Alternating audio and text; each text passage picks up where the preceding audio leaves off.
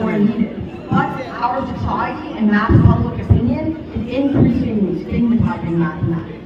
How do we fix it? How do we change this attitude that the majority has towards mathematics? So, I want to ask you in particular a question. Some of you might feel frustrated with your class. Some of you might be getting bad grades in your math and science class. Or some of you may just not have enough time to study for it. So, I want you to ask yourself, why do you dislike your own STEM class? Of course, if you dislike your STEM class. Why do you hate it? So, what reason do you have? Because trust me, it's not your fault, no matter what.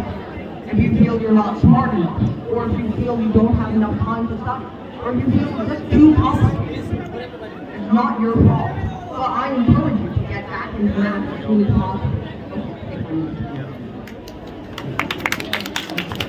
No, it's not that good.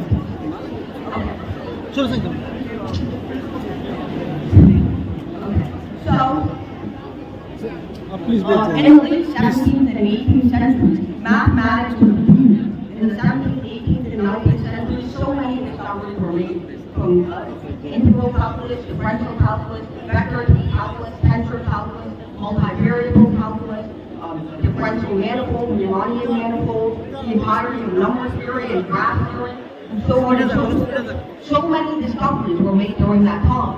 But why? Why can I name so many of these?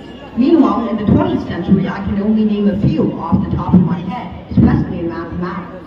For the only few things I can name off the top of my head were a few developments in number theory and topology. And in the 21st century, there's almost nothing we can name, even though we're already 20 years in, 1/5 of the way through. So what gives? Why have we been slowing down in mathematics over the last few decades? Well, what was the attitude we had towards math in the 1700s and 1800s? We had an attitude of experimentation. We did not say something was unexplored or too abstract or useless. We never ventured into that territory before. That wasn't seen as something discouraging, but something encouraging.